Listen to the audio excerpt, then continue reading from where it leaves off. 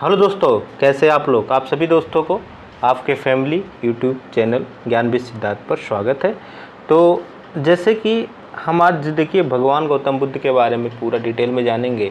गौतम बुद्ध का जन्म कब हुआ था, गौतम बुद्ध का मृत्यु कब हुआ था, यहाँ जन्म से लेकर मृत्यु तक का पूरा डिटेल जानेंगे। बुद्ध धर्म से हमें क्या फ़ायदा है, ठीक है, इसके बारे में भी जानेंगे। तो प्यारे दोस्तों, आप इस वीडियो के साथ बने रहिए। और देखिए, हर एग्ज़ाम कॉम्पिटिटिव एग्ज़ाम्स हो, हर एग्ज़ाम में आपको यहाँ से एक ना एक क्वेश्चन गौतम बुद्ध के बारे में देखने को मिल ही जाता है। गौतम बुद्ध से कोरिलेट करके कोई ना कोई क्वेश्चन आपको देखने को मिलेगा। तो दोस्तों, उम्मीद है कि आप इस वीडियो को बहुत ध्यान से देखेंगे। और फर्स्ट स्टेप आप क्या करिए, वीडियो को शेयर, लाइक और कमेंट और सब्सक्राइब करिए और फिर आगे बढ़ते दोस्तों। तो उम्मीद है कि आपने वीडियो को शेयर कर दिया होगा, सब्सक्राइब कर दिया होगा। तो फिर हम वीडियो को आगे बढ़ाते हैं और चलिए पढ़ते हैं, स्टार्ट करते हैं, चलिए आगे बढ़ते हैं। देखिए, गौतम बुद्ध का जन्म 563 ईसा पूर्व कपिलवस्तु के निकट लुम्बिनी में हुआ था। अब ये लुम्बिनी दोस्तों कहाँ है, नेपाल में है। ये हमारे यूपी के महाराजगंज ज़िले से एक जगह नौतनवा पड़ता है, वहाँ से 8 किलोमीटर की दूरी पर है, ठीक है। बुद्ध के पिता सिद्धोधन थे, उनके पिता का नाम सिद्धोधन था। वो शाक्यगढ़ के प्रधान थे। माता क्या थी, माता का नाम माया था। वो कोलिय वंश की कन्या थी, ठीक है दोस्तों। तो आपको इतना समझ में आया, उनके पिता का नाम सिद्धोधन था, उनकी माता का नाम माया था, जो कोलिय वंश से की कन्या थी। और उनका जन्म लुम्बिनी में हुआ था, जो कपिलवस्तु के निकट लुम्बिनी, ठीक है। अब आगे बढ़ते हैं दोस्तों। देखिए दोस्तों, गौतम बुद्ध के बचपन का नाम सिद्धार्थ था। गौतम बुद्ध के बचपन का नाम सिद्धार्थ था। जो हमारे इस चैनल का नाम ज्ञान विद सिद्धार्थ ना, वही सिद्धार्थ था उनके बचपन का नाम। गौतम बुद्ध का विवाह 16 वर्ष की अवस्था में यशोधरा के साथ हुआ और एक पुत्र प्राप्त हुआ जिनका नाम राहुल था। देखिए, जो आप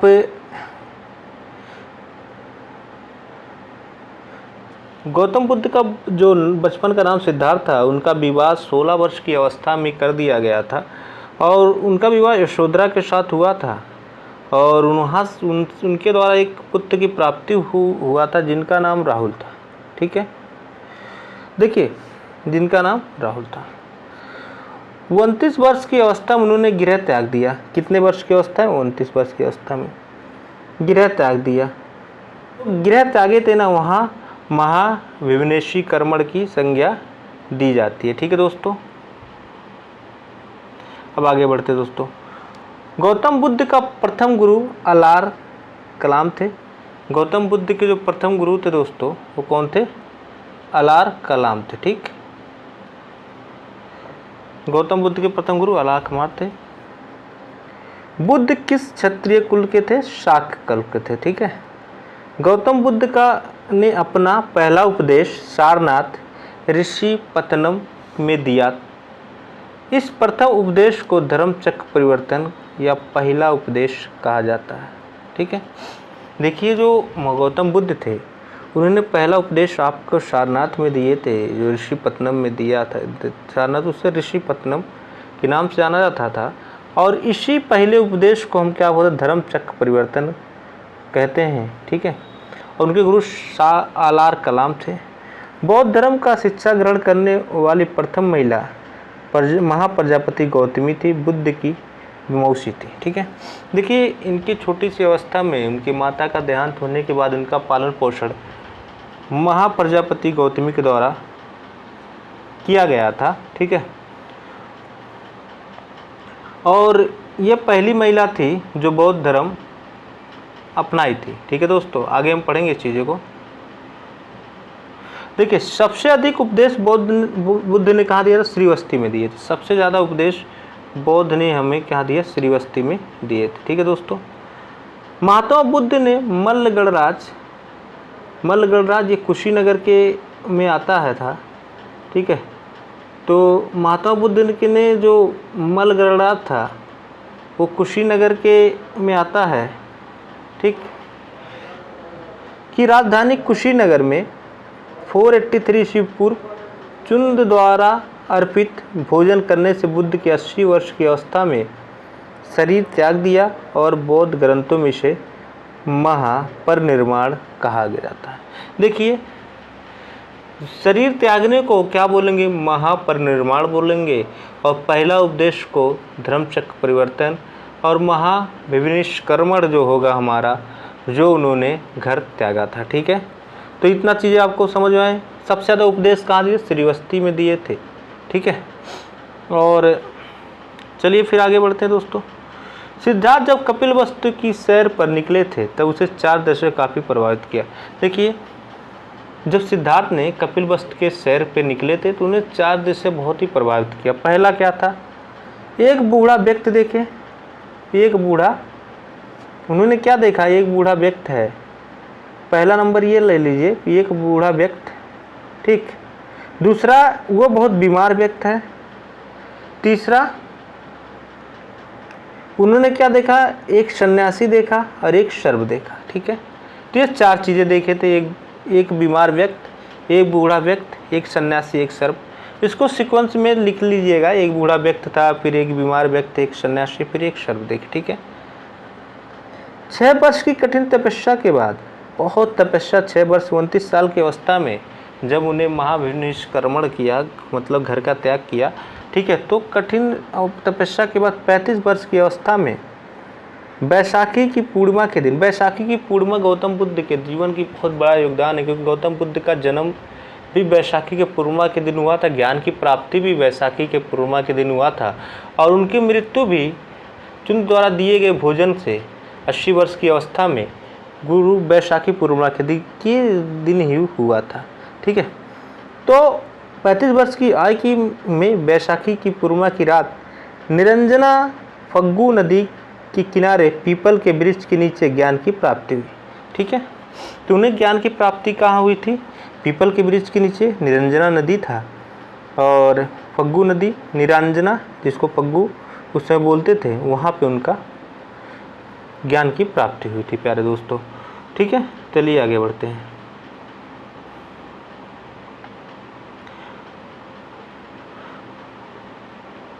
तो बौद्ध धर्म ग्रहण करने वाली प्रथम महिला प्रजापति गौतमी थी, ये आपको बता दिया गया। और गौतम बुद्ध को एशिया का ज्योतिपुंज के तौर पर जाना जाता है। ठीक है, और गौतम बुद्ध के जीवन पर एडविन एनॉल्ड ने लाइट ऑफ एशिया के नाम का काव्य पुस्तक की रचना की थी। ये लंदन में 1879 में प्रकाशित हुई थी। देखिए, light of Asia Gautam Buddha को बोला जाता है, जिसके जो जीवन के बारे में, गौतम बुद्ध के जीवन के बारे में लिखा गया है। एडविन एर्नॉल्ड थे, एडविन एर्नॉल्ड थे ना, उनने इस बुक को 1879 में प्रकाशित किया गया था। तो प्यारे दोस्तों, उम्मीद है कि आप ये चीज़ें अच्छे से जान पा रहे हैं, गौतम बुद्ध की पूरे जीवन के बारे में आपको अच्छे से समझ में आ रहा होगा। ठीक है मेरे प्यारे दोस्तों, तो आप चैनल को जल्दी से जल्दी शेयर कर दीजिए, लाइक कर दीजिए, कमेंट करिए। चलिए, आपको पता है कि बुद्ध को विष्णु का अवतार माना जाता है, बुद्ध को विष्णु का अवतार माना जाता है। अनेक पुराणों में उसका उल्लेख है। तो गौतम बुद्ध को विष्णु का अवतार माना गया है, और अनेक से जो हमारे पुरानी किताब पुराण है उसमें इस चीज़ों का मेंशन किया गया है दोस्तों। चलिए दोस्तों, आगे बढ़ते हैं। देखिए, ज्ञान प्राप्ति के बाद सिद्धार्थ को बुद्ध के नाम से जाना गया। वह स्थान बोध गया के नाम से जाना जाता है। देखिए, ज्ञान की जो प्राप्ति होने के बाद बुद्ध को किस नाम से जाना गया? जो गौतम बुद्ध को बुद्ध के नाम से जाना गया। सिद्धार्थ उनके बचपन का नाम था, ज्ञान प्राप्ति हुई तो उनको बुद्ध के नाम से जाना गया। ठीक है, और जाना गया बोध गया मिल के नाम, वो जो स्थान है वो बोध गया के नाम से जाना गया। देखिए, सुजाता एक लड़की थी जो उन्होंने 6 वर्ष बहुत दिनों तक तपस्या की है, तो कुछ खाए पिए नहीं, तो उनकी बॉडी की जो पूरी एनर्जी, पूरी मतलब हड्डी पूरा दिख रहा था, पूरा हड्डी का पूरा, सिर्फ हड्डी ही पूरे शरीर में बचा था। तो उन्होंने, सुजाता नामक एक लड़की थी, हाथों से खीर खाकर अपना उपवास तोड़ा। उन्होंने सोचा कि अगर हम ऐसे करेंगे, देखिए कोई चीज़ करिए जब हमारी ज्ञान प्राप्ति तभी होगी। उन्होंने 5 साल बहुत तगड़ा तपस्या किया, लेकिन उन्हें ज्ञान की प्राप्ति नहीं हुआ। और उन्हें सिर्फ ना अन्न ग्रहण किया ना कुछ किया, सिर्फ तपस्या करते गए, लेकिन उन्हें ज्ञान की प्राप्ति नहीं हुआ। और उन्होंने क्या किया, उन्होंने सोचा हम कुछ ग्रहण करके और पूरी शांति से अगर हम लोग करेंगे तो हमें ज्ञान की प्राप्ति हो जाएगी। तो उन्हें सुजाता एक लड़की थी, उनके द्वारा खीर बना था जो उनको परोसा गया और उन्होंने खाकर उपवास तोड़ा था। जो देवदत्त था, बुद्ध का चचेरा भाई थे, पहले उनका अनुगत बना था, पहले उनका अनुयायी था, फिर उन्हीं का विरोधी बन गया था। ठीक है, तो उनका एक चचेरा भाई देवदत्त था जो पहले उनका अनुयायी था, फिर उन्हीं का विरोधी बन गया था गौतम बुद्ध का। ठीक है दोस्तों, अब देखिए दोस्तों, महात्मा बुद्ध वत्सराज उदयन के शासन काल में कौशंबी आए थे। एक क्वेश्चन पूछ लेता है कि वत्सराज उदयन के शासन काल में महात्मा बुद्ध कहाँ पे आए थे? तो कौशंबी आए थे। महात्मा बुद्ध कौशंबी आए थे किसके शासनकाल में? वत्सराज के उदयन के शासनकाल। तो ऐसा घुमा के क्वेश्चन पूछ लेता दोस्तों। तो आप लोग इसको देखिए, ये मत सोचिएगा ये बहुत जल्दी करवा दे रहे प्यारे दोस्तों। ये पूरा देखिए, छोटे कम टाइम में आपको बुद्ध की पूरा जानकारी मिल रहा है आपको। ठीक है, ये इससे ज़्यादा आपको कुछ नहीं, कोई नहीं बता पाएगा। ठीक है, शायद कोई बताए, लेकिन इससे ज़्यादा कुछ है नहीं जानने के लिए। ठीक है, इतना जान लीजिए बहुत है। बुद्ध के सबसे अधिक शिष्य कौशल राज्य में हुए थे। बुद्ध के सबसे ज़्यादा जो अधिक शिष्य थे कौशल राज्य में थे। अजातशत्रु महात्मा बुद्ध के समकालीन शासक था। ठीक है, अजातशत्रु जो थे, जो पहला वो कराए थे, वो महात्मा बुद्ध के समकालीन शासक थे। महात्मा बुद्ध के क्रम सिद्धांत पर विश्वास करते थे। किस सिद्धांत पर विश्वास करते थे? क्रम सिद्धांत पर विश्वास करते थे दोस्तों। चलिए आगे बढ़ते हैं।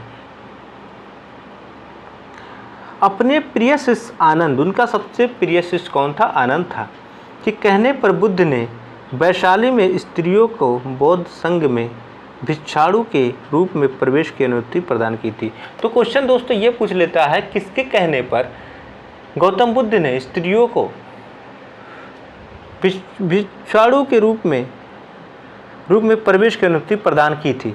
तो दोस्तों आनंद उनका बहुत प्रिय शिष्य था, उनके कहने पर वैशाली में स्त्रियों को क्या किया? तो बुद्ध की अपनाने के लिए अनुमति प्रदान गौतम बुद्ध किए थे।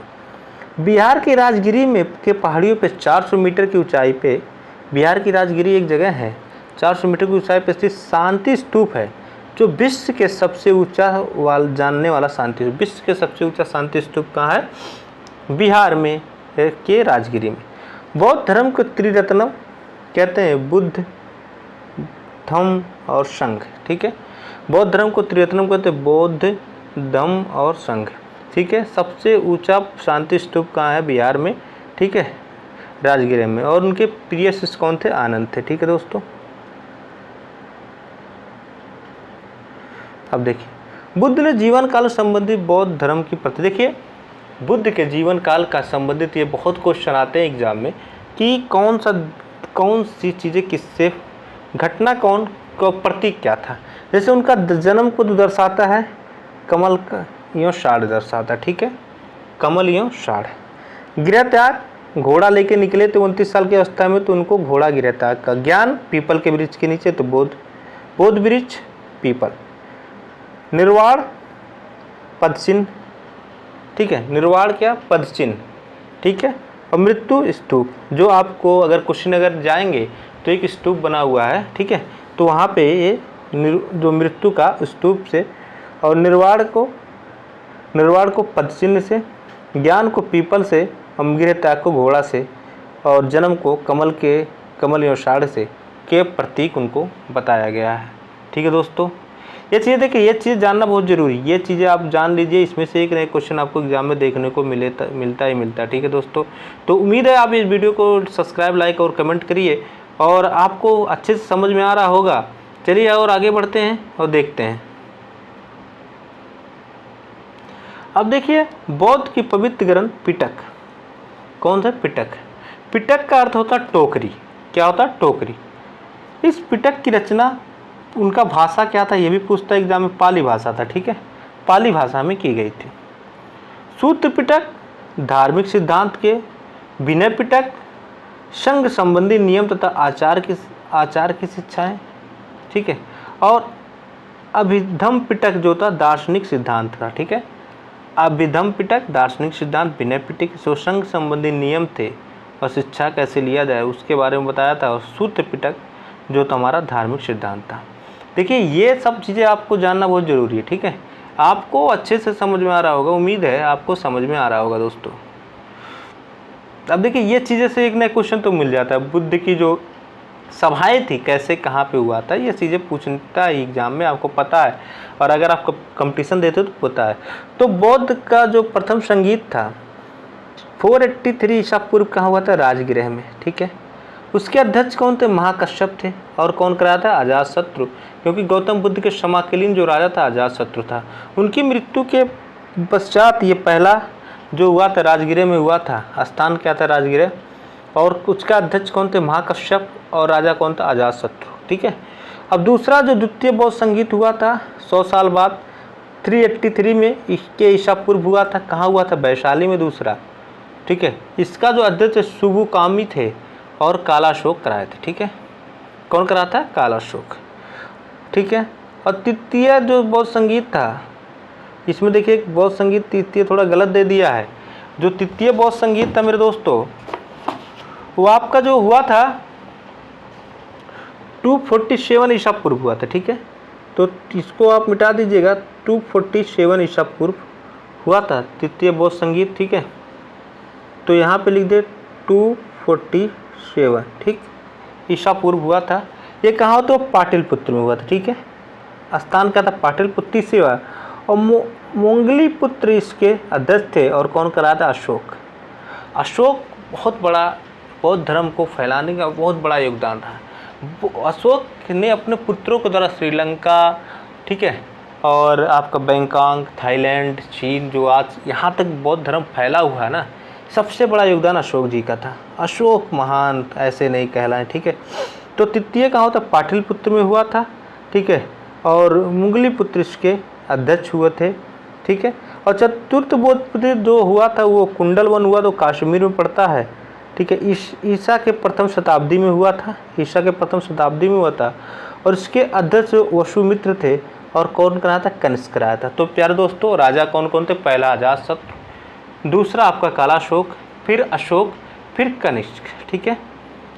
और अगर आपको अध्यक्ष पूछ लिया जाए, पहला महाकश्यप, दूसरा सुबुकामी, तीसरा मुंगलीपुत्र, और चौथा वसुमित्र, ठीक है। पहला स्थान क्या है, राजगृह, वैशाली, पाटलिपुत्र, और कुंडलवन, जो ये जम्मू कश्मीर में पड़ता है, ठीक है। और पहला 483 ईसा पूर्व, 383 ईसा पूर्व, 247 ईसा पूर्व, और ईसा के प्रथम शताब्दी में हुआ था। ये चीज़ें आपको अच्छे से जानकारी रखना चाहिए, और ये चीज़ें बहुत ही डिटेल में आपको बता दिया गया है। तो फिर आगे बढ़ते दोस्तों। तो देखिए कनिष्क के दरबारी थे नागार्जुन, जिनका तुलना मार्टिन लूथर से किया जाता है, वो बहुत ही विद्वान थे, ठीक है। कनिष्क के दरबारी कौन थे, वसुमित्र थे, अशोक घोष थे, चरक थे, ठीक है, और नागार्जुन भी उन्हीं के दरबारी थे, ठीक है। बौद्ध की पूजा स्थल को क्या कहा जाता है, चैत्य कहा जाता है, ठीक है। ये भी पूछता है एग्जाम में। बौद्ध धर्म के लिए विख्यात विकासशील विश्वविद्यालय की विक्रमशिला विश्वविद्यालय का कौन का धर्मपाल ने स्थापना किया था। तो दोस्तों बौद्ध धर्म का जो कि विख्यात विक्रमशिला विश्वविद्यालय है, उसका धर्मपाल ने स्थापना किया था। तो प्यारे दोस्तों ये चीज़ें आपको अच्छे समझ में आ रहा होगा, और उम्मीद है कि आप इस वीडियो को आनंद लिए होंगे और काफ़ी चीज़ें जानने को मिला होगा। और प्यारे दोस्तों उम्मीद है कि आप इस वीडियो को सब्सक्राइब, लाइक और कमेंट करेंगे, और इसी के साथ आप चैनल को क्या करिए, ज्ञान विद सिद्धार्थ को प्रमोट करिए, और सब्सक्राइब और लाइक करवाइए, और ज़्यादा शेयर करिए, ठीक है दोस्तों। तो आपको ये जानकारी हुआ कि कनिष्क कौन थे। कनिष्क हमारा जो चौथा बौद्ध संगीत कराया था वो कनिष्क ने कराया था, ठीक है। तो चलिए दोस्तों फिर नेक्स्ट वीडियो आपसे मुलाकात होगी, तब तक के लिए सभी दोस्तों को नमस्कार, फिर नए वीडियो में आपके नए एनर्जी के साथ फिर से मुलाकात होगी दोस्तों। तो आप चैनल को धड़ाधड़ शेयर कर दीजिए दोस्तों। चलिए भाई लोग, फिर नए वीडियो में आपसे मिलते हैं।